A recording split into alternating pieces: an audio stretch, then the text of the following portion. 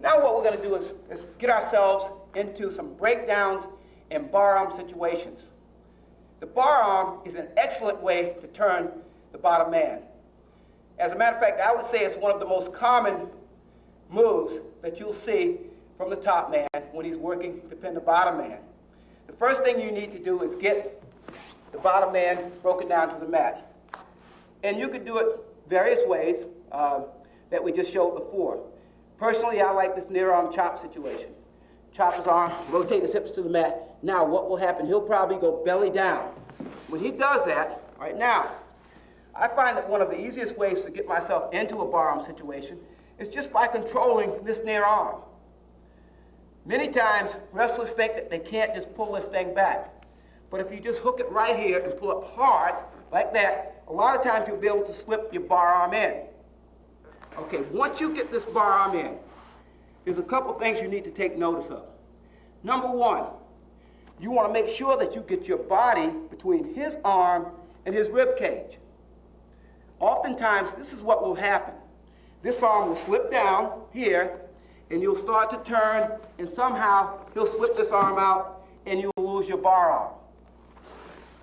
By keeping your body between the arm and his rib cage, now, not only are you going to get more leverage, but you're going to make it more difficult for him to take his arm out. Another thing that will happen if this arm slips down is that when you start to turn this man, he will purposefully put his own arm up on his back. Now, the referee's in a situation where he may have to call potentially dangerous. So, remember, keep your body between his rib cage and the arm.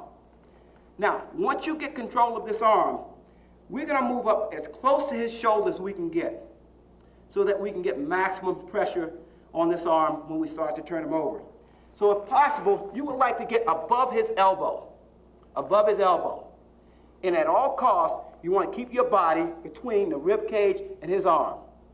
Okay, now, once you get your body positioned and you get up as close as you can to his shoulder, the first thing you think about doing is somehow trapping this far arm.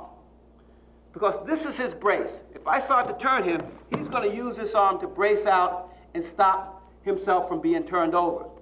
So this is what happens a lot of the times. He'll stick his hand out and just block that way. So what we need to do here is just reach out, grab the wrist, and pull it in close to the body.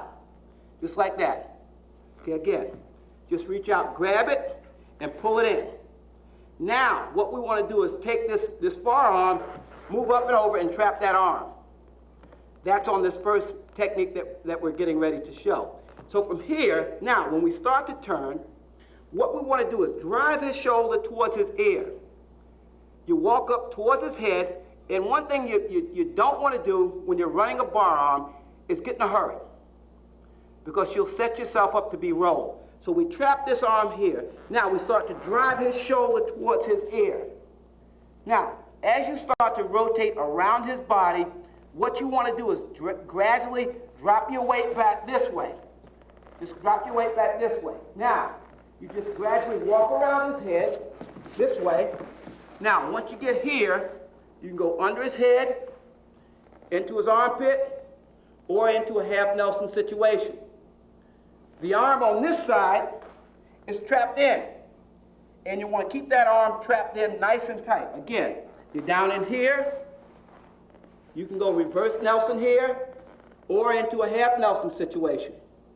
You can also, as you're going around, just stay right over his head and control this arm here, and stay in this position. Okay, again.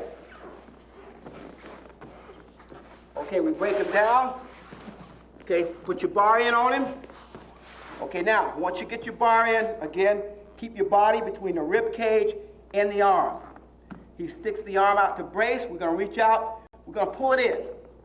It's important to keep this shoulder trapped in, because as you start to run your bar, he's going to keep moving this way to keep you from turning. So what we want to do is keep this shoulder trapped in. All right, now, we're going to drive this shoulder towards his ear. We're going to keep this shoulder trapped to the mat. So from here, we drive, and you drop your weight back as you start to walk around his head, right here.